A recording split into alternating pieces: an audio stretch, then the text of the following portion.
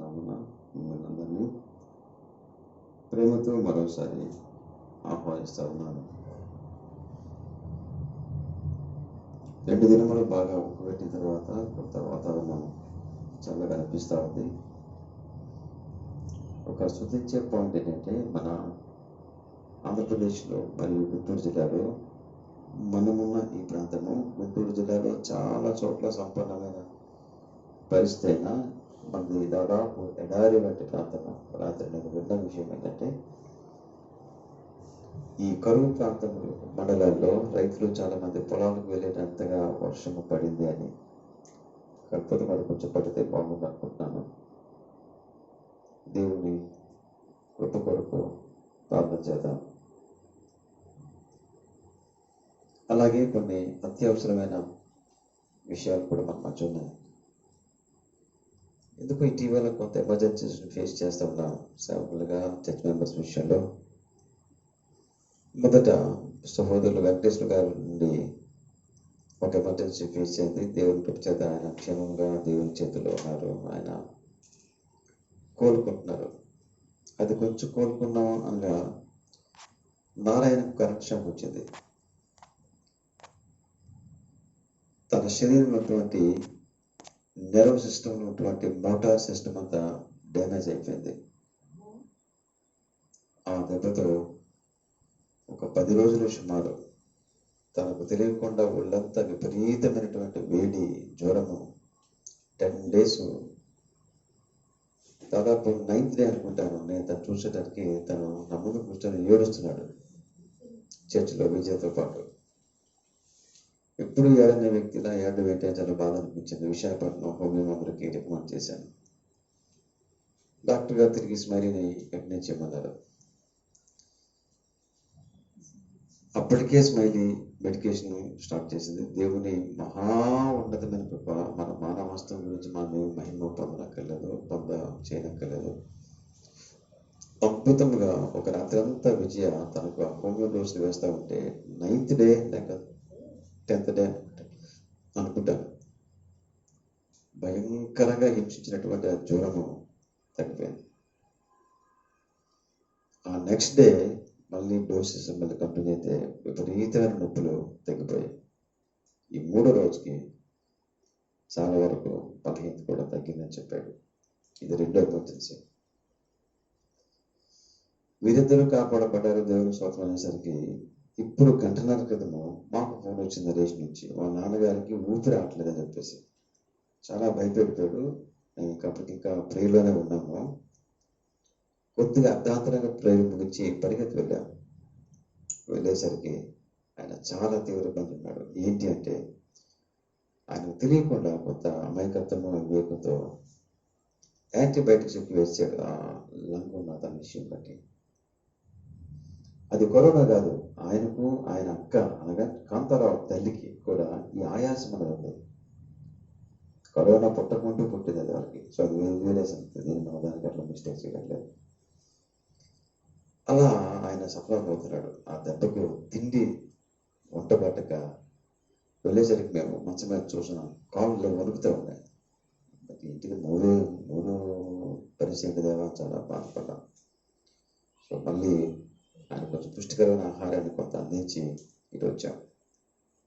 ఆహారం లేక యాంటీబయాటిక్ వైపు తిండి తక్కువైంది. 3వసారి. సో ఇలా మన చర్చిలో కొన్ని ఎమర్జెన్సీస్ మనం ఫేస్ చేస్తూ ఉన్నాం. దుఃఖకరం అది. ఏం చేస్తాం చెప్పండి? ఎవరికైనా ఏదైనా రావచ్చు. మన జాగ్రత్త మనం తీసుకోవడం మంచిది. మిషనరీ శ్రీనివాస్ నార్త్ ఇండియాలో ఆయన హాస్పిటల్ నుంచి డెలివరీ ఆయన డిశ్చార్జ్ అయిపోయాడు. గ్లాడీస్ హెల్త్ కూడా ప్రార్థన చేసాం. తనకు స్టేబుల్గా ఉంది, కుదురుగా ఉంది. మిషనరీ రమేష్ యొక్క అత్తగారి హెల్త్ బాగలేదు. ఇన్ పర్టికులర్ ఏంటో రాయబడలేదు కనుక ఆమె హెల్త్ కొరకు ప్రార్థన చేద్దాం. చిన్న వెంకయ్య గారి హెల్త్ కొరకు ప్రార్థన చేద్దాం. ఆయనకు ఉన్నటువంటి బ్యాక్ పెయిన్, బాగా వెన్నుపూస సమస్యను బట్టి ప్రార్థన చేద్దాం. వెంకటేశ్వర గారు కోరుకుంటున్నారు, ఆయన కొరకు కూడా ప్రార్థన చేద్దాం. ఇంకా ఏదైనా ఉంటే మా ఫోన్ ఇన్ఫార్మ్ చేయొచ్చు. ఇవన్నిటి కూడా ప్రార్థన చేయాలి. మనం తర్వాత మన వాక్యంలోకి వెళ్ళిపోదాం. వాక్యం చదివినాక మెసేజ్ ముందు మనము వీటి కొరకు ప్రార్థన చేద్దాం. ఇంకా ఏదైనా ఎమర్జెన్సీ ఉంటే మాకు ఇక్కడ ఫోన్ చేయండి. ఇక నా ఫోన్ చేసినా పర్వాలేదు, ఫోన్ చేయమనుకుంటున్నాను. లేకపోతే స్వీటీ ఫోన్ చేసినా, సాయి ఫోన్ చేసినా, ఉషాకి ఫోన్ చేసినా పర్వాలేదు. ఓకే, ఇక మనం ముందుకు వెళ్దాం. దేవుని వాక్యాన్ని చదువుకుందాం. మర్చిపోయాను, అదే కరోనా గురించి మీరు మీ ప్రాంతంలో గుర్తు చేసుకోండి. నేను ఈరోజు చాలా అంటే ఈ ప్రేయర్ స్టార్ట్ చేసిన తర్వాత టైం చాలా తక్కువలో నేను కొత్తగా న్యూస్ చూస్తున్నాను. చాలా ప్రముఖ ఎమ్మెల్యే, ఆంధ్రప్రదేశ్లో చాలా పాపులర్ ఎమ్మెల్యే, ఆయన ఎవరైనా సత్యనపల్లి ఎమ్మెల్యే గారు ఏం పేరు అంబటి రాంబాబు గారికి కరోనా పాజిటివ్ వచ్చింది. It's very sad thing. ఎవరైతే కరోనాకి మొహమాటలేదు కదా, కరోనాకి భయం లేదు, అందరూ కరోనా భయపడాల్సిందే. Okay, pray for him. కొంతమంది ఎమ్మెల్యేస్ ఇలా అయింది, మినిస్టర్స్ ఫ్యామిలీస్ కూడా వస్తూ ఉంది. ప్రార్థన చేద్దాం. విపత్కర పరిస్థితిలో నాకైతే ఇంకొకటే, ఇమ్యూనిటీ పెంచుకొని తగు జాగ్రత్తలు తీసుకుంటూ దేవుని కృప మీద ఆనుకోవడం ఒక్కటే. ఈ ఊరికి రాకుండా పట్టణంలో ప్రవేశించకుండా ప్రభు అయిన యేసయ్య ఆయన చేతి ఇట్లా టౌన్గా అడ్డంగా ఎదురుగా పెట్టి టౌన్లో ఎంటర్ కాకుండా 3 మాసాలు కాపాడాడు. ఇప్పుడు చుట్టూ వచ్చేసింది, అనుమతించాడు దేవుడు. ఇంతవరకు అవుద్దా? నాకైతే ఏమి అందంగా పరిస్థితి అనిష్ట అనిపిస్తూ ఉంది. మనము మన ద్వారబంధములు పరిశుద్ధ దేవుని గొర్రెపిల్ల రక్తముతో ప్రోక్షించమని ప్రభువుని అడగదాం. అదొక్కటే మనకు మార్గం, అదొక్కటే మనకు శరణ్యం. ప్రార్థన చేద్దాం. దేవుని వాక్యం చదువుకుందాం. కీర్తనలు 27:8 వాక్యాన్ని చదువుకుందాం. అంటే 27వ కీర్తన మీకు గుర్తున్నట్లయితే గడిచిన ఆదివారం మనం వర్షిప్ మెసేజ్లో భాగంగా తీసుకున్నాం. ఇప్పుడు నేను దాన్ని మళ్ళీ స్టడీ చేసినప్పుడు దానిలో నుంచి తురుపు ముక్కలుగా ఈ వాక్యాన్ని ఎంచుకున్నాను ఈరోజు మన ఛానల్కి. 27వ కీర్తన 8వ వాక్యాన్ని చూడండి ఒకసారి. మీరందరూ మీ గృహాల్లో చూడమని కోరుతున్నాను. నా సన్నిధిని వెతకుడని నీవు సెలవీయగా, యెహోవా నీ సన్నిధి నేను వెతకెదనని నా హృదయము నీతో అనెను. అది తల వచ్చిన ప్రార్థన చేసుకుందాం. కలిగిన మా తండ్రి, మేము ఇంకా విపత్కరమైన దినముల్లోనే ఉన్నాము. పరిస్థితికి ఏది గతించలేదు నాయన. అన్నీ విషపూరితంగానే ఉన్నాయి, విషాదంగానే ఉన్నాయి. కరుణించమని కోరుతున్నాను, కృప చూపమని కోరుతున్నాను, దయ చూపమని కోరుతున్నాను. మా ప్రజల పాపాన్ని మా పాపాన్ని నీవు క్షమించగలిగే దేవుడు. మా పాపము ప్రభువైన యేసుక్రీస్తు వారి యొక్క ప్రాయశ్చిత్తం మీద ఆధారపడిందని నమ్ముతున్నాం నాయన. మాకు ఇంతే తెలుసు. యేసు శిలువలో చేసిన ప్రాయశ్చిత్తము మా ప్రార్థనకు ప్రాణాధారము. అది లేకపోతే మాకు దిక్కు లేదు నాయన. కరుణించము. ఇదిగో తండ్రి, నరేష్ వాళ్ళ నాన్నగారి ముట్టండి. మాకు ఇది 3వ ఎమర్జెన్సీ కేసు. ఉన్నపాటును వెళ్ళిపోయాం, తీరాడికి వెళ్ళాక చాలా బాధపడాల్సి వచ్చింది. ఆయన వివేకము, ఆయన అమాయకత్వం బట్టి మన్నించండి. మరి అక్కడ నరేష్ తన తల్లి అక్కడ తనకు సపరిచయం చేస్తున్నారు. ఆయన మీరు కరుణించండి. ఈ రాత్రి వల్ల క్షమించండి. మేము ఇచ్చి వచ్చిన కొన్ని థింగ్స్ అయినా వాటిని జాగ్రత్తగా మరి నాయన కన్జ్యూమ్ చేయడానికి సహాయం చేయండి. ఒంటిలో బలం లేకే వచ్చింది అక్కడికి యాంటీబయాటిక్స్తో. అసలే బలహీనుడు, కరుణించండి. వెంకటేశ్వర గారు కోరుకుంటున్నారు, ఆయన పూర్తిగా ముట్టండి. నారాయణను పూర్తిగా ముట్టండి. మా ముందు మిషనరీ శ్రీనివాస్ గారిని ఎవరో మాకు తెలియదు, నీ ప్రియ బిడ్డ, ఆయన ఒక మిషనరీ. ఆయన డిశ్చార్జ్ అయినందుకు నీకు వందనాలు.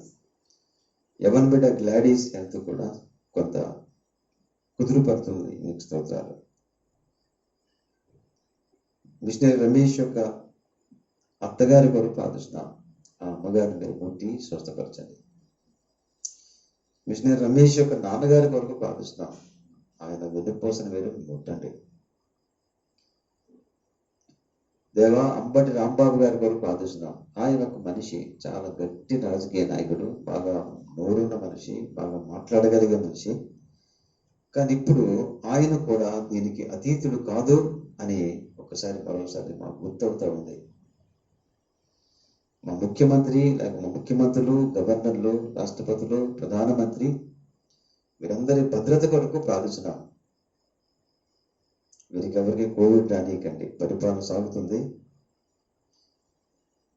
ఎలా ఒకలా సాగుతూ ఉంది. కొన్ని కష్టాల మధ్య వెళ్తా ఉంది, వనరుల పరిమితిలోనే వెళ్తా ఉంది. కరుణించండి. మా సచివాలయం పిల్లలు లేదా మిగతా వర్కర్స్ అందరినీ గుర్తు చేసుకుంటున్నాం. ఎవరు ఇందులో ఇన్వాల్వ్ అయి ఉన్నారో, నర్సెస్ కానీ, మిగతా స్టాఫ్ కానీ, సచివాలయం ఉద్యోగాలు, వాలంటీర్లు ఇళ్ళకి వెళ్తారు, ఇంటింటికి వెళ్తున్నారు, వారిని దర్శించండి. వీరిని మాత్రం కోవిడ్ అంటనీకండి, కనికరించండి. ఇన్నాళ్ళ పని మా ప్రార్థన విన్నారు కదా, మీ కాళ్ళు పట్టుకోగలరు. ఏం చేయగలం మేము? ఏం చేయలేము. మమ్మలను, మా కుటుంబాలను కూడా కరుణించండి. ఇంకంతే, మేము అంతకంటే ఇంకేం చేయలేము. నాయన దర్శించండి.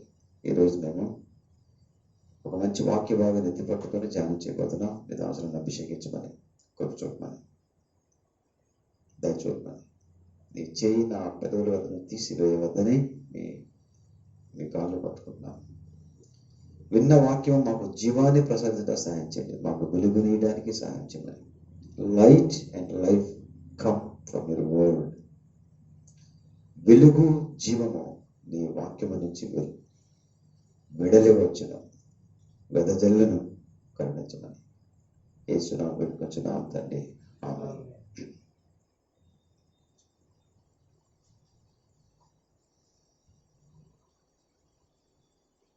27వ కీర్తన గడిచిన ఆదివారం మనము ఆరాధన కలకే ఎంపిక చేసుకున్న కీర్తన. దానిలోంచి మనం వర్షిప్ మెసేజ్ తీసుకున్నాం. ఇప్పుడు దానిలో నుండి ఒక వాక్య భాగాన్ని తీసుకున్నాం. దీన్ని టెక్స్చువల్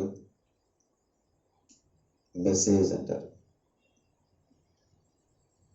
ఒక పొట్టి వాక్యమును, ఒక వచనమును తీసుకొని మనం దాన్ని ధ్యానం చేస్తే టెక్స్చువల్ మెసేజ్ అంటారు. ఆ ఒక్క వాక్యపు ముక్క నుండి మాత్రమే మనం దీన్ని తీసుకోవాలి. కీర్తనకారుడు దావీదు దేవుని స్వరము విన్నాడా అన్నట్టుగా మాట్లాడుతున్నాడు. స్పష్టంగా రాసింది అక్కడ. దేవుడు ఒక పిలిపిస్తున్నట్టు అక్కడ గ్రహిస్తున్నట్టు మనము చూస్తున్నాం. పిలిపి ఏంటి చెప్పండి? God is giving a call to all people. ఏంట కాల్? ఏంట పిలువమ్మ? మీరు నా సన్నిధిని వెతకండి అని చెప్పే మాట.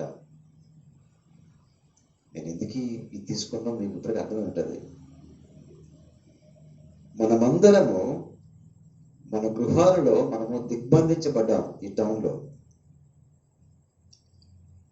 పెద్దగా మనం కదలికలు ఉండవు, ఉండడానికి వీల్లేదు. అయినా కదులుతున్నాం. ఇవాళ ఎమర్జెన్సీ అయింది, వెళ్ళాము. మనకి నిన్న ఒక సిస్టర్ గారు, మహాలక్ష్మి గారు బాగాలేదు, ఆమె చూడడానికి వెళ్ళాము. మరి కొన్ని చూడక తెలిసినప్పుడు తెలియదు, మనకు తెలుసు, కదలక తప్పదు కదా. కొన్ని అనివార్య పరిస్థితుల్లో వెళ్ళాల్సి వచ్చింది. ఇది పరిస్థితి. అయినా మనము దిగ్బంధించబడిన పరిస్థితిలోనే ఉన్నాం. అంతవరకు we have no legal moment. అప్పటిలాగా బజారు చేసుకోవడం మనకేం లేదు. అయితే అత్యవసర పరిస్థితుల్లో వెళ్తాం, మెడికల్ రీజన్స్ ఉన్నాయి కనుక. ఇది వాస్తవం. కానీ మనం ఉన్నది ఎవరి మట్టుకు వారి గృహాల్లో. We are in a lockdown, a particular lockdown, a town lockdown. నేను మీకు దీని లైవ్ ద్వారా నేను ఎందుకు ఈ మాటలు మీకు చెప్తానంటే, మీరు కొద్దిపాటి దేవుడిచ్చిన కృపలో మీరు గ్రహించుంటారేమో. బట్ నేను మిమ్మల్ని పదే పదే ఎంకరేజ్ చేయడం నాకు అవసరం. ఇలాంటప్పుడు ఏమీ చేయలేము. మనస్సు మీద ఒత్తిడి పెరుగుతుంది. మనస్సు కొన్నిసార్లు విసుగు చెందుతుంది. ఈ పరిస్థితిలో మనస్సుకు చీకటి అలుముకుంటుంది. మనస్సుకు శాంతి, సంతోషము, సమాధానం దూరమయ్యే రోజులు ఇవి. భయము, భీతి మానవ మనసునకు నిప్పు పెట్టినట్టుగా అంటుకున్న రోజులు ఇవి. ఉన్న వాస్తవం. నిన్నటికి ఒక హైదరాబాదీకి డాక్టర్ చెప్పాడు, బాబు నీకు కరోనా అని. ఆయనది హైదరాబాద్ దగ్గర ఒక విలేజ్. నాకు కరోనా వచ్చిందా? నాకే ఎందుకు వచ్చింది? నాకు వచ్చిందంటే నేను బతకూడదు అని హైదరాబాద్ వదిలేసి తన ఊర్లోకి వచ్చి అక్కడ ఉన్నాడు. పోలీసులు అన్నారు, నువ్వు ఇంట్లోనే ఉండు, ఇల్లు కదిలేవా బాగోదన్నారు. అదే ఏమంటారు, హోమ్ క్వారంటైన్లో. ఇల్లు కదలక్కర్లేదు, నాకు ఎక్కర్లేదు, నాకు అసలు నాకు బతకే అక్కర్లేదు అని తెల్లవారు న్యూస్ ఏంటంటే తను హ్యాంగ్ చేసి చచ్చిపోయాడు, లేక ఆత్మహత్య చేసుకున్నాడు. మనిషి మానసికముగా తనకున్నటువంటి కెపాసిటీ చాలా పరిమితం అయిపోయింది పరిస్థితిలో. ఇప్పుడు నేను ఇన్ఫ్యాక్ట్ నేను ఆలోచిస్తూ ఉన్నాను, ఈయన సత్తెనపల్లి ఎమ్మెల్యే గారు ఇప్పుడు ప్రస్తుతానికి ఎలాగున్నాడు, చాలా గట్టి మనిషి, అసలు ఏం మాట్లాడతాడు నాకు తెలుసు కదా, అసెంబ్లీలో కానీ బయట కానీ అసలు ఆయన మాటలు వడవడే చాలా బాగుంటుంది. కానీ పాపం ఆయన మనిషి, ఆయన కూడా ప్రార్థన చేస్తా ఉన్నాను. ఇప్పుడు ఆయన ఫీలింగ్స్ ఎట్లా ఉన్నాయి నేను లోపల అనుకుంటున్నాను. మినిస్టర్స్ ఫ్యామిలీస్ క్వారంటైన్ ఉన్నారు, వాళ్ళ ఫీలింగ్స్ ఎలా ఉన్నాయి గమనించండి. నా మేనత్త యొక్క కోడలుకి పాజిటివ్ వచ్చింది పార్థిపంలో, మిగతా మా బంధువులందరినీ క్వారంటైన్లో పడేశారు. చాలా మందికి అందరు నెగిటివ్ వచ్చింది, అమ్మాయి పాజిటివ్ వచ్చింది ప్రస్తుతానికి. ఇప్పుడు అమ్మాయి ఫీలింగ్స్ ఎలా ఉన్నాయి నాకు అనిపిస్తుంటారు అప్పుడు. పాపం అందరూ భయం భయం ఉన్నారు. మా అంటే బాబాయ్ చిన్న చిన్న యొక్క కుటుంబీకులంతా ఒకే దగ్గర ఉన్నారు. పార్థిపురం అవతల సివిన్ అనే గ్రామంలో. సో పెద్ద క్యాంపస్ అది. ఒక క్యాంపస్లో ఓల్డ్ చర్చ్ బిల్డింగ్లో అందరిని వదిలిపెట్టేశారు. మీరు గమనించండి, అలాంటి వ్యాధి సోకినప్పుడు మనకు వచ్చే ఫీలింగ్స్ ఎట్లా ఉంటాయి? కుటుంబానికి దూరంగా ఉంటాం క్వారంటైన్ పెట్టకపోతే, ఇది ఐసోలేషన్ పెట్టకపోతే. బంధువులు దూరంగా ఉంటాం, ఊరికి దూరంగా ఉంటాం. కానీ తెలిసే దేవుని వాక్యం ఏమంటుందో, I give you a call to all to come and have my presence. మీకున్న ఈ దిక్కుమాలిన పరిస్థితిలో, దిక్కు లేదే మాకు అనుకున్న పరిస్థితిలో, ఓ మానవులారా, సరే మానవులారా కాదు, ఓ క్రైస్తవులారా, నా పేరు పెట్టబడిన నా జనాంగమా, నా సన్నిధి వెతకండి అనగానే టక్మనే ఆ వాయిస్ దావీదుకి వినబడింది. ఆ దైవిక స్వరము దావీదుకి వినబడంగానే దావీదు టక్మని చూడండి, David's immediate response to God ఏమన్నాడు? ఓకే లార్డ్, నువ్వు వెతకమన్నందుకు నీకు స్తోత్రం, నేనైతే నీ సన్నిధి వెతుకుతా. ఇది యాక్చువల్గా ద ఇన్నర్ వాయిస్. మీరు గమనించండి. నా ప్రపంచమంతా people are hearing the different voices. The voice of fear, frightening, భయము, భీతి స్వరాలు. చచ్చిపోతావు చచ్చిపోతావు. కరోనా వచ్చిన దెబ్బకి ఏమవుతుందంటే చావు రాకమునిపే చచ్చిపోతారు. ఇంకో సమస్య. అర్థమైంది పాయింట్? ఇది కొంత ఐరానికల్గా ఉంటుంది, యాక్చువల్గా వ్యంగ్యంగా ఉంటుంది. చావు అంటికి రావాలంటూ వస్తే అది వేరే సంగతి. ఈ చావు అనేది రాకమునిపే ఏమైపోతున్నారు? చచ్చిపోతున్నామో చచ్చిపోతున్నామో అని చచ్చిపోతారు. ఇదంట పిరికి వాళ్ళు చాలా మంది చచ్చిపోతారంట, చచ్చిపోతారు. కనుక నేను మీ సేవకునిగా ఈ కాంటెక్స్ట్ లో మీ కుటుంబాలకు, మన కుటుంబాలకు ఏది అవసరమో అది చెప్పడానికి నిర్ణయించుకున్నాను. దేవుడు నిన్ను నన్ను ఇలాంటి పరిస్థితులు కూడా కమ్ టు మై ప్రజెన్స్. నేను చెప్పింది అందరినీ చర్చికి రమ్మట్లేదు, వస్తే రండి. వారం నేను చర్చిలోనే ఉంటున్నాను, రాత్రి పగళ్ళు నా వరకు ప్రార్థన చేసుకున్నాను. ఈ సంగతి విని కొద్దిమంది అన్న మేము జాయిన్ అవుతామన్నా జాయిన్ అవుతున్నారు. ఇంకా జాయిన్ అవ్వండి, మోస్ట్ వెల్కమ్. చాలా డిస్టెన్స్ మెయింటైన్ చేస్తూ ప్రార్థన చేసుకోండి. On the 7 days week, 7 day long week. నేను చెప్పేది ఏంటంటే, ఓకే మీరు రాలేరా, ఇంటికాడ సన్నిధి వెతకండి. ఏంటి సన్నిధి? నేను మరోసారి దీన్ని ఎనాలిటికల్గా స్టడీ చేసి మీ ముందు నేను కొన్ని తలంపులతో వస్తా ఉన్నాను. దేవుడు చొరవ తీసుకొని, దేవుడు ఇనిషియేటివ్ తీసుకొని, మీరు నన్ను పిల్ల కాదు, ప్లీజ్ మిమ్మల్ని నేను పిలుస్తాను. ఇండియా దేశంలో మానవుడు దేవుణ్ణి వెతుకుతున్నాడు. బైబిల్లో దేవుడు మానవుడు వెతుకుతున్నాడు. ఆలోచించాలా? భారతదేశంలో మానవుడు గావు కేకలేసి, ఓ దేవుడా, ఓ దేవుడా, నువ్వు రా, నువ్వెవరివి, నాకు అర్థం కావట్లేదు, అసలు ఉన్నావా, ఉంటే బతుకున్నావా, చూస్తున్నావా? దేవుణ్ణి మానవుడు వెతుకుతున్నాడు ఈ దేశంలో.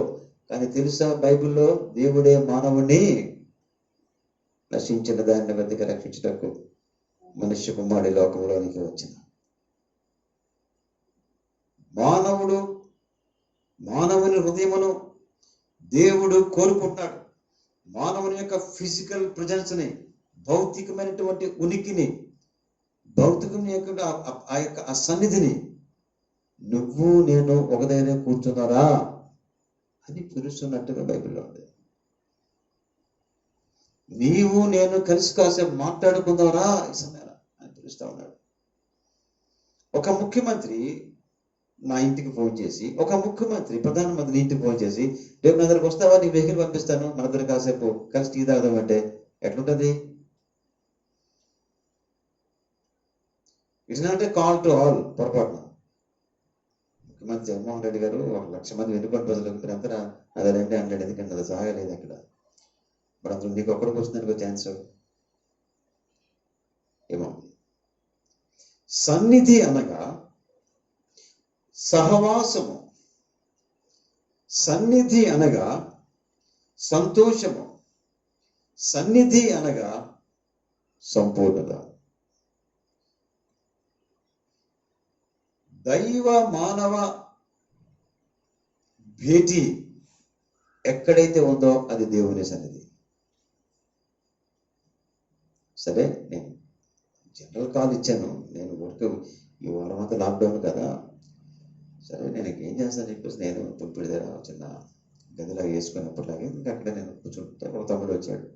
ఏంటనంటే నేను ఇక్కడ ఉంటాను 1 వీక్ అని చెప్పాను. ఇంకో తమ్ముడు వచ్చాడు, ఒక 6 గంటలు వస్తున్నారు, వెళ్తున్నారు. ఓకే, వినండి, మీరు ఎవరైనా రావచ్చు, ఎవరిని బలవంతం చేయట్లేదు, ఎవరిని వద్దంటలేదు, ఎవరిని బలవంతం రమ్మట్లేదు. బట్ మీరు ఎవరైనా రావచ్చు, డిస్టెన్స్ మెయింటైన్ చేసి ప్రార్థన చేసుకోవచ్చు. నేను చెప్పింది ఏంటంటే, ఒకవేళ మీరు రాలేమన్నా ఇంటికడే ఉండండి, ఆయన సన్నిధి వెతకండి, ఆయన సన్నిధి కలిగి ఉండండి, ప్రార్థించండి, ఆయన సహవాసం చేయండి. భార్య భర్త మోకళ్ళండి, చెరువు గది ఇండివిజువల్ ప్రార్థన చేసుకోండి, ఒకే గదిలో 2-3 ప్రార్థన చేసుకోండి, మళ్ళీ కలిసి ఫ్యామిలీగా ప్రార్థన చేసుకోండి, ఆయనతో సంభాషించండి. ఈ దుర్దినముల్లో ఉన్నాం మనం. కుటుంబాల్లో గుట్లుగా కూర్చొని లేనిపోయిన సినిమాలు సీరియళ్ళు చూడటానికి ఇది మనకు సమయం కాదు. అది లేనిపోయిన ముచ్చట్లు వేసుకోవడానికి మనకి ఇది సమయం కాదు. కాని పుస్తకాలు, కాని వీడియోస్ చూడటానికి ఇది మనకు తగినది కాదు. చాలా దుఃఖపరిచి గుండెను పిండి చేసే వాస్తవాలు కొన్నిసార్లు మనం జరుగుతున్నప్పుడు ఇది దేవుని గుండె ఎంత రోధిస్తుంది, దేవుని సేవకుని గుండె ఎంత వేదన పడుతుంది, దేవుని నామానికి ఎంత అవమానం కలిగించిన వాళ్ళు అవుతారు మనం. నేను ఈరోజు ఎలా విన్నాను, ఒక స్త్రీ మరొక స్త్రీ భర్త యొక్క ఫోటోను తన ఫేస్బుక్ కాడ పెట్టినందుకు ఆ స్త్రీ ఆ ఫ్యామిలీ మొక్క చెక్కలైపోయింది. నాకు తెలుసు ఆ ఫ్యామిలీ బాగా అనిపించి, ఏమి నీచమైన సంస్కృతి ప్రభు. ఒక స్త్రీ మరొక స్త్రీ భర్త యొక్క ఫోటోను తన ఫేస్బుక్ లో పెట్టుకొని ఈ స్త్రీ చూస్తే ఊరుకుంటుందా? బాధ అనిపించదా? చెడ్డ పోకడలు, అది ఖండింపదగినది. టెక్నాలజీ మన చేతుల్లోకి వెళ్ళింది. ఈ స్టేట్మెంట్ జాగ్రత్తగా వినమని కోరుతున్నాను. టెక్నాలజీ మన చేతుల్లోకి వచ్చింది, మనం మాత్రం సాధారణ చేతుల్లోకి వెళ్ళాము. ఇది 2 వాస్తవాలు. ఒకటేంటి, టెక్నాలజీ మన చేతుల్లోకి వచ్చింది, ఎంతవరకు ఇబ్బంది లేదు. మరి మనం నిలబడ్డా మనం ఆ స్త్రీ ఈ స్త్రీ మీద రివెంజ్ తీసుకోవడానికి తన ఫేస్బుక్ కానీ ఫోటో పెట్టడానికి అవతల భార్యకు చాలా వేదన వచ్చి ఆ తర్వాత భర్త మళ్ళీ పిల్లలు పట్టుకుని ప్రమాదం చేసి నేనేం వెరగనమ్మో అదేదో గయ్యాలమ్మ ఎలా ఉందని చెప్పేసి అని ఇక్కడ పాటలు పాడి ఎంత ఘోరం. దేవుని సన్నిధి పరిశుద్ధ సహవాసమును కలిగించిన ఎలా తెలుసా? నీవు దేవుడు పరిశుద్ధ సహవాసం కలిగి ఉండొచ్చు, నీవు పరిశుద్ధ సహవాసం కలిగి ఉండొచ్చు. చూసావా? ఆ సహవాసములో మన సంభాషణలో క్రీస్తే దేవుడే కేంద్రం. నా సన్నిధి వెతకుడు అన్నాడే, దాని మాట ఏంటి తెలుసా? దానికి దావీదు యొక్క హృదయం అంటది, దేవా నా హృదయంలో నీతో మాట్లాడాను, నేను నిజంగా నీవిచ్చిన పిలుపుకి ఈ ప్రపంచమంతా రెస్పాండ్ అవుతుంది నాకు అనవసరం, నేను రెస్పాండ్ అవుతా. ఇది స్టేట్మెంట్. అలా ఉందా స్టేట్మెంట్? అవునా కదా?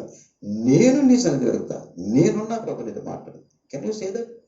దేవుడు నాకు ఇచ్చిన చర్చ్ మెంబర్స్ లాగా మీరు ఎవరెవరు ఇళ్లలో లాకప్ అయిపోయారు, నేను అందరూ కలుసుకోలేకపోతున్నాను, సిక్ అండ్ రిపోర్ట్స్ వరకు వెళ్తున్నాను. నేను ఏమంటుంటే కొద్దిమంది వస్తున్నారు, దేవా నీవు నీవు అన్న కాన్సెప్ట్ మనకుందా? ఓకే, నీవు నీ చర్చ్ మెంబర్తో ఫెలోషిప్ చేసినప్పుడు, సంభాషణ చేసినప్పుడు, ఇంటికి వెళ్ళినప్పుడు, నీ ఇంటికి వచ్చినప్పుడు, నీ సంభాషణలో క్రీస్తేనా కేంద్రం? కుటుంబాలుగా కూడుకున్నప్పుడు, ఈవేళ మనం కూడా ఈ థర్డ్ డే కూర్చుంటా ఉన్నాం, వస్తున్నారు పోతున్నారు, కొద్దిమంది వస్తున్నారు, డిస్టెన్స్ మెయింటైన్ చేసి కూర్చుంటున్నాం, మాట్లాడుకుంటున్నాం. మన సంభాషణ కేంద్రం ఏంటి? మన మనసు చెప్తుందా? మన మనస్సాక్షి చెప్తుందా? యేసుక్రీస్తేనా? యేసుక్రీస్తే కదా, ఆయన రాజ్యమే కదా, ఆయన రాకడే కదా, ఆయన వాక్యమే కదా, ఆయన పరిశుద్ధే కదా. అది కాకపోతే మనం పాడైపోతాం కదా. నన్ను వెదకుడి అని అన్నప్పుడు రెండు అర్థాలు. ముందు నా సన్నిధికి నా మందిరానికి వచ్చి వెదకుడి, ఇప్పుడు ఆ ఛాన్స్ లేదు అందరం వచ్చి రావడానికి. సరే, ఉన్న ఛాన్స్ మనం వాడుకోలేదు. రెండు అబద్ధాలు కాదు, రెండు నిజం. పోనీ ఈ టైంలో కూడా మనమున్న గృహమందు, చెప్పండి, మనమున్న గృహమందు కుటుంబాలుగా కానీ వ్యక్తిగతంగా కానీ ఆయన సన్నిధిలో ఉంటాం. ఈ దిక్కుమాల రోజుల్లో గొప్ప ఆదరణ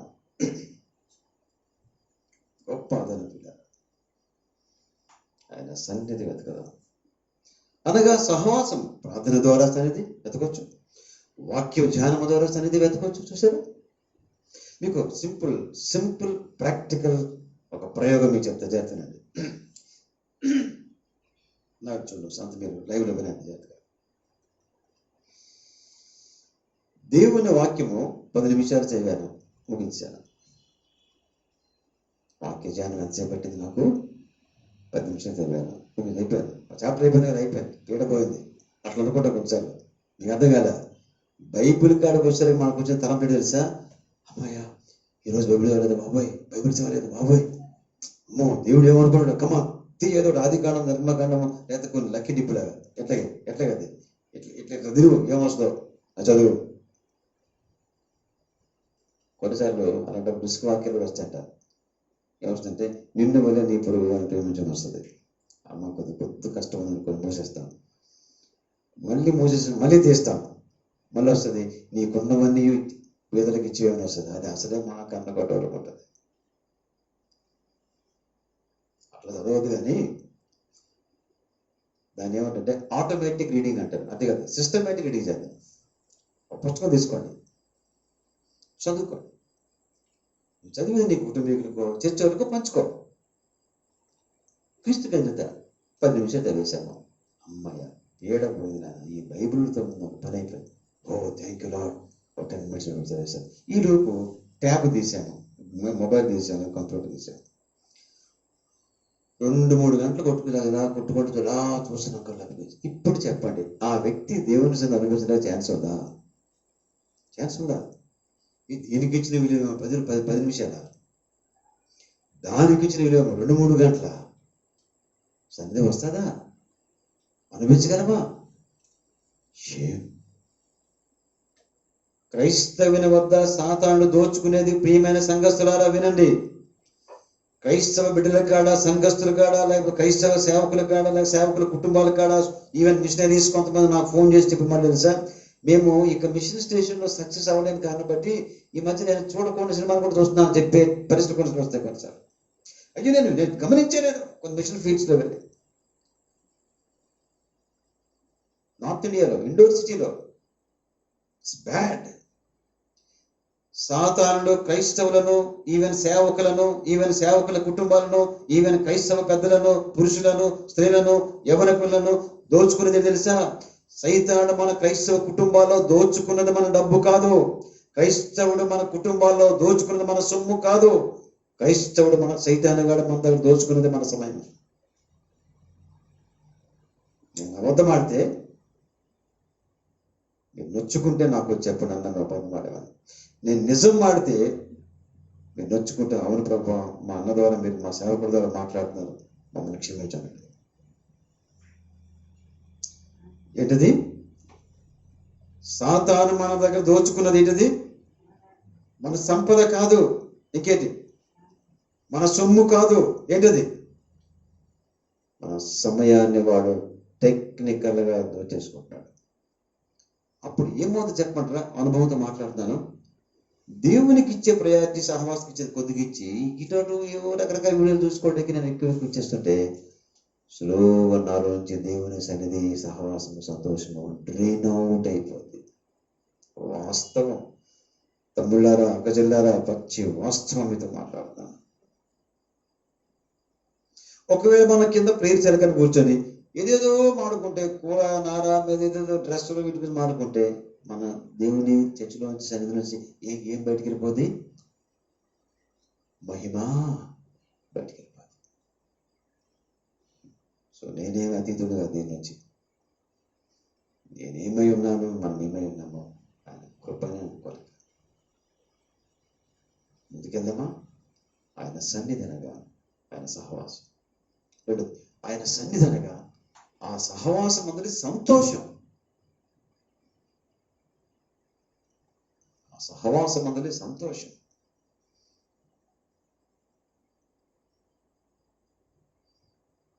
ఒక రాజును కలుసుకోవడానికి, ఒక పరిపాలకును కలుసుకోవడానికి, ఆయనతో ఒక అరగంట సహవాసం చేయడానికి, కూర్చొని మాట్లాడడానికి మనకు అవకాశం దొరికింది.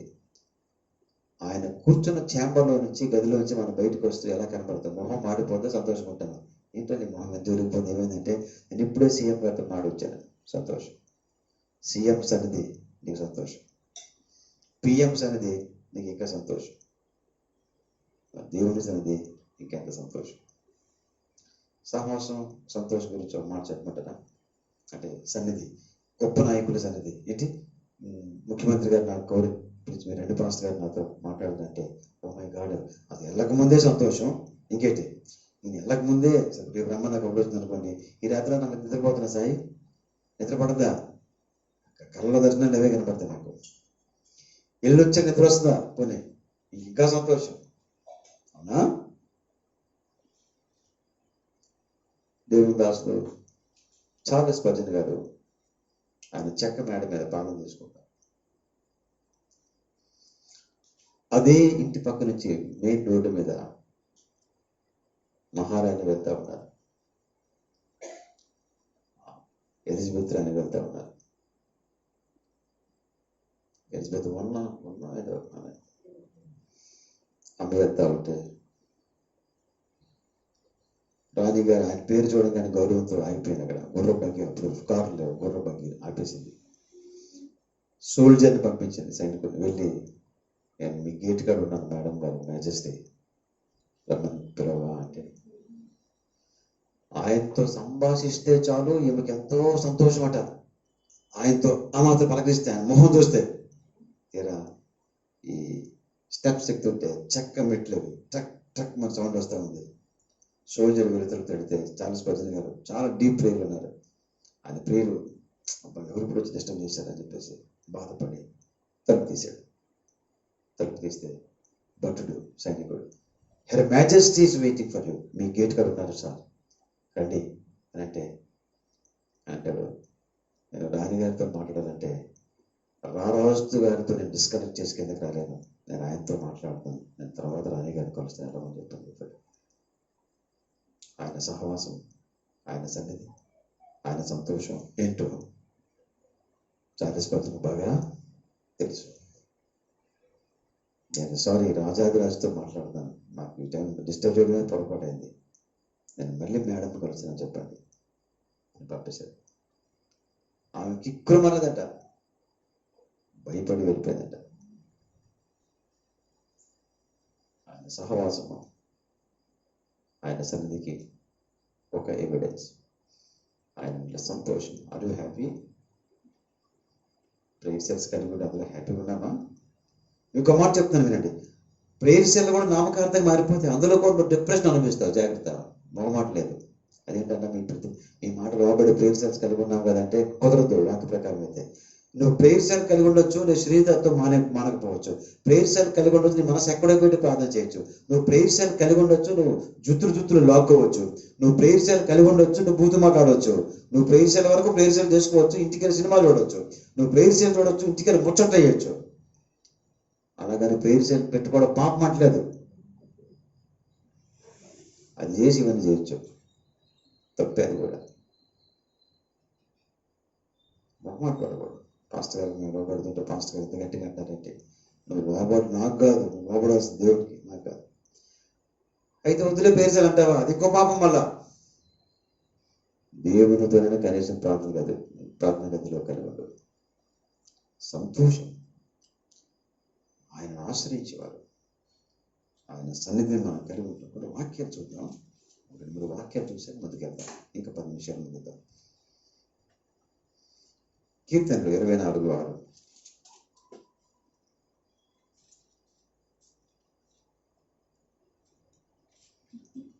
లేదా 5:6. కీర్తనలు 24:5-6. త్వరగా వాడు యెహోవా వల్ల ఆశీర్వాదము నొందును, తన రక్షకుడైన దేవుని వల్ల నీతిమంతం నొందును. ఆయనను ఆశ్రయించువారు యాకోబు దేవా, నీ సన్నిధిని వెతకువారు అట్టివారే. నీ సన్నిధిని వెతకువారు ఎవరంటే ఆశీర్వాదం పొందినవారు, నీతిమత్వం పొందినవారు, నిన్ను ఆశ్రయించిన వారు అలా అవుతారు. ఇది యాక్చువల్ వాక్యం. కీర్తన 16:11. కీర్తన 16:11. జీవ మార్గమును నీవు నాకు తెలియచేస్తావు, నీ సన్నిధిని సంపూర్ణ సంతోషము కలదు. ఇది 3వ మాట. సన్నిధిని సహవాసము కలదు, సన్నిధిని సంతోషము కలదు, సన్నిధిని ఇటమది సంపూర్ణ సంతోషం కలదు, సంపూర్ణత కలదు. అనగా దేవుని సన్నిధిలో మనకు వినండి, దుఃఖము కలదు, సంతోషము కలదు. ఈ కాంబినేషన్ చెప్తానండి. దేవుని సన్నిధిలో మనకు సమాధానము కలదు, సంతోషము కలదు. దేవుని సన్నిధిలో మనకు ఇరుకు కలదు, విషయాలు కలదు. ఏంటో టీచ్ చేస్తున్నాడు, ఒకసారి కొద్ది పట్టి వినండి. దేవుని సన్నిధి పదే అనుభవించడానికి ఈ శరీరము అంత ఈజీగా ఒప్పుకోదు బ్రదర్. అరగంట ఒప్పుకుంటది. మీద నేను సైతానికి లోకానికి ఇస్తాను కదా, అరగంట నువ్వు ప్రార్థన చేసుకుంటే జోలు కానొస్తుందిరా అక్కడ సాతాను. నువ్వు ఎప్పుడైతే 10 గంటలు 12 గంటలు అంటావే, అప్పుడు నాకు చాలా ఒళ్ళు మండుద్ది. అప్పుడు నేను ఇబ్బంది పెడతాను, నీకు అలసత్వాన్ని గురి చేస్తాను, నిన్ను అలసిపోయేలా చేస్తాను, నిన్ను నిరసించేలా చేస్తాను. బట్ ఆయన సన్నిధి వదలకూడదు.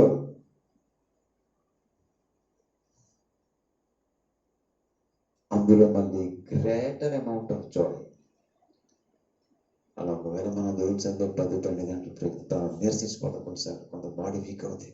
బట్ అయినా అందులో ఉంటే సంపూర్ణత కలదు.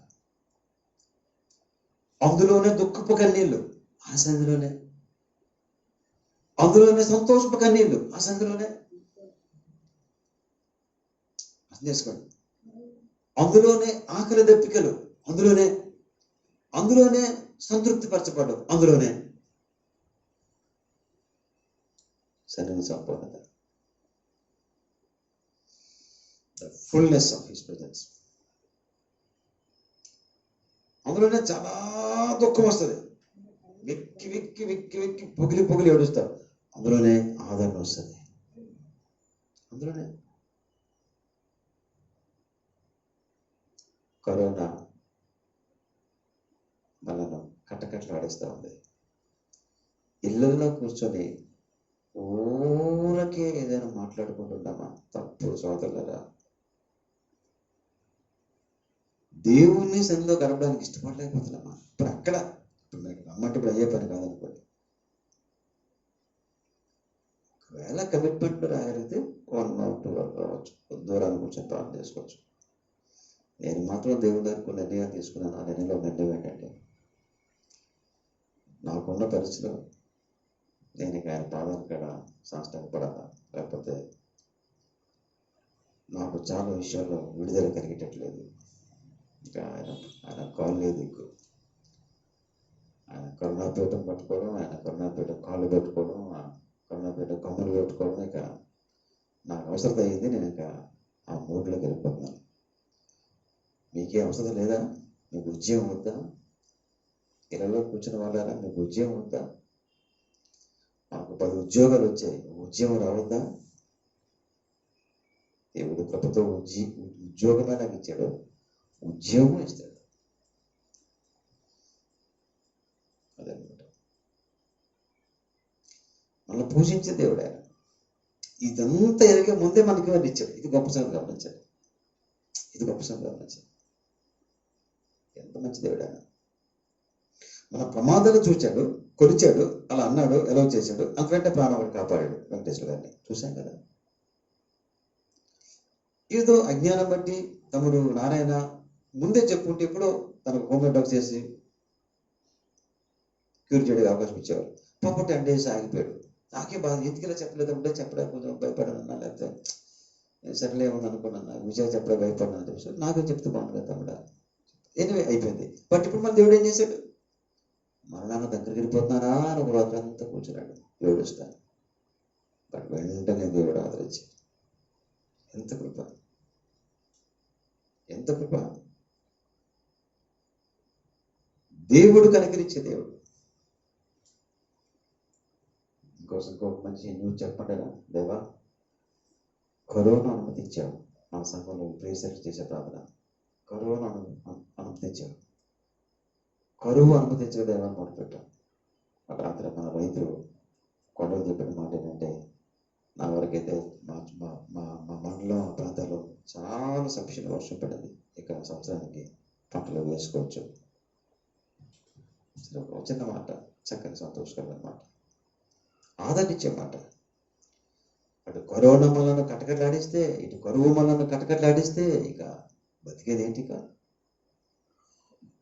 కృపగల దేవుడు, ఆయన సన్నిధి ఆయనతో సహవాసం ఇస్తుంది. ఆయన సన్నిధి మనకు సంతోషిస్తుంది. ఆయన సన్నిధి సకల సంపూర్ణ ఇస్తుంది. ఆ సంపూర్ణతలో మనం అన్నీ పొందుకోవచ్చు. అందులో ఆశీర్వాదం ఉంది, ఆరోగ్యం ఉంది, ఆయుష్ ఉంది, ఐశ్వర్యం ఉంది. కానీ పరలోకం, నిత్యత్వం, నిత్య జీవం ఇవన్నీ ఉన్నాయి. మన దేవుడు దీవించగాక, మన కుటుంబాన్ని కరుణించగాక. సంఘస్థులారా, టైం వేస్ట్ చేయదు. చివరిగా మళ్ళీ హెచ్చరించడం ముగిస్తున్నా నేను. నేటి క్రైస్తవ తరములో, నేటి క్రైస్తవ సంఘం ఉన్నటువంటి ఈవెన్ పాస్టర్లనే కానీ మా మీద పెట్టుకుంటాం. మరోసారి క్రైస్తవ సంఘస్థులని కానీ మన సొమ్మును సాతాను దొంగిలించట్లేదు, మన సంపదను సాతాను దోచుకోవట్లేదు, మన సమయాన్ని వాడు నాగ్గా దోచుకుంటాడు. అందుకు ఉద్యమునకు బదులు ఉగ్రత చూస్తున్నాం. ప్రభు మన సంఘమును, మన సంఘాలను, సారథ సంఘాలను క్షమించుగాక. మరో మార్గం లేదు. ఆయన ప్రాయశ్చిత్తమే మన ప్రార్థనకు ఆధారం. ఆయన సన్నిధిని పాటలతో పాడుకోవచ్చు. ఇంట్లో సినిమా పాటలు పెట్టుకో, పోకిరి పాటలు, పోకిరి సహవాసాలొద్దు, అపవిత్రమైన సంబంధాలు వద్దు, కట్ చేసుకుందాం. ప్రభు త్వరగా వస్తున్నారు. దేవుడు మనం దర్శించుగాక, మన కుటుంబాలు, మన బిడ్డలను ఈ వర్తమానం ద్వారా సంధించుగాక. క్షమాపణ మనల్ని పురుకొల్పును గాక, పశ్చాత్తాపాలు పురుకొల్పును గాక. జాగ్రత్త, మన వాట్సాప్లో ఏమున్నాయి? ఎందుకు మళ్ళీ ఈ టెక్నాలజీ మరొక 5 నిమిషాలు మిగిలాయి. సారీ, క్షమించండి, నా హృదయ వేదన బట్టి మాట్లాడుతున్నాను. మన వాట్సాప్లో ఏమున్నాయి? మన ఇన్స్టాగ్రామ్లో మన ఏమున్నాయి? మన ఫేస్బుక్లో ఏమున్నాయి? చూడండి, ఆ స్త్రీ మరొక స్త్రీ కుటుంబ జీవితాన్ని పోల్చడానికి ఏమన్నా ఫోటోలు కట్ చేసి పేస్ట్ చేయొచ్చు అనుకుంటా. మరి పేస్ట్ పెట్టేసరికి కుటుంబం కలవరం అయిపోయింది. చెప్పండి, మన ట్విట్టర్లో ఏమున్నాయి? నాకు అసలు ఓపెన్ చేయడం కూడా చేత కదా నాకు ఈరోజు కూడా. ఏమున్నాయి? మన వాట్సాప్లో ప్రియమైన పురుషులారా, మన వాట్సాప్లో మన భార్య బిడ్డల ఫోటో ఉందా? ఇంకొక ఆమె ఫోటో ఎవరిదైనా ఉందా? మన వాట్సాప్లో మన భర్త ఫోటో ఉందా? ఇంకొక అతని ఫోటో ఏమి పెట్టామా? పరీక్షించుకుందాం. అందుకే కొన్ని నైతిక విషయాల్లో, కొన్ని డిసిప్లినరీ థింగ్స్ ఈ సంవత్సరం కొన్ని ఇలా అడ్మినిస్ట్రేషన్లో తీసుకోవాల్సి వస్తుంది. Be careful.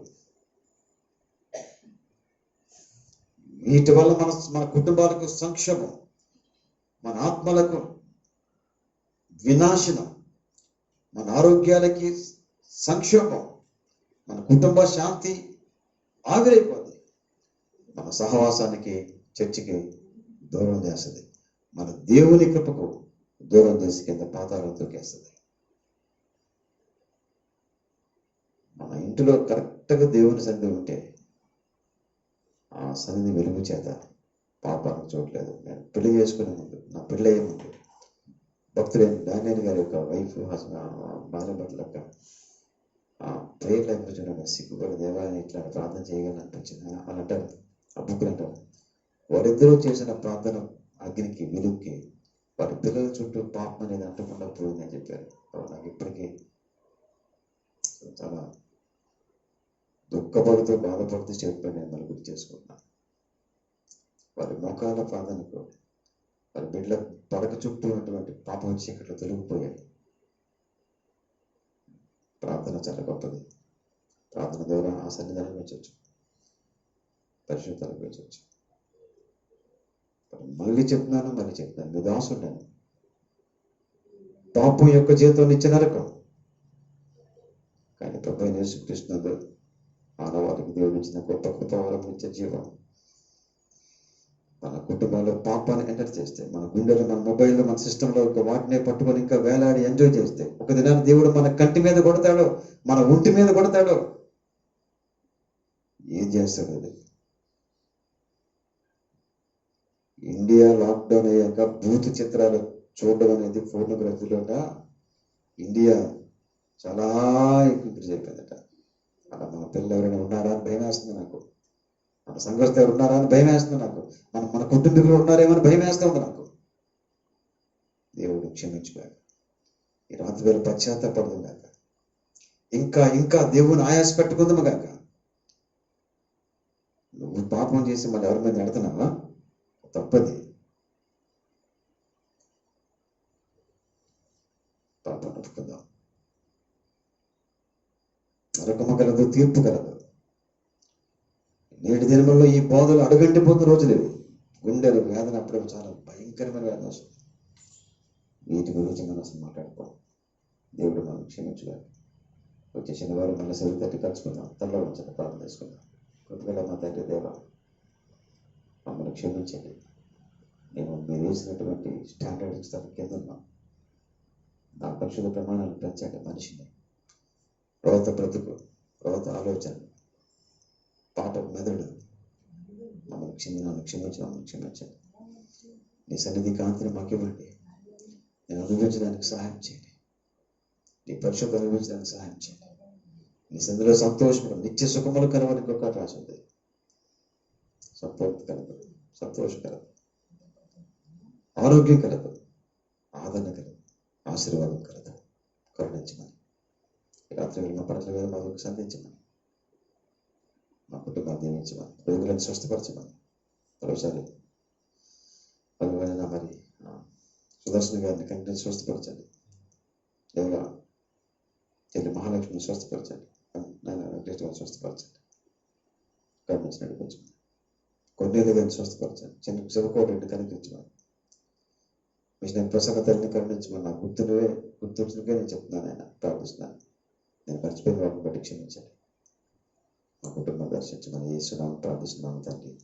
ఆమేన్. యేసు రక్తమే జయం, సురక్షమే జయం. తండ్రి దేవుని ప్రేమ, రక్షణ, కృప, పరిశుద్ధాత్మ దేవుని అన్యోన్య సహవాసం, సంతోష సమాధానాలు మనకందరికీ తోడుగా ఉండగాక. ఆమేన్. God bless you. Good night. 7:30 శనివారం కలుసుకుందాం.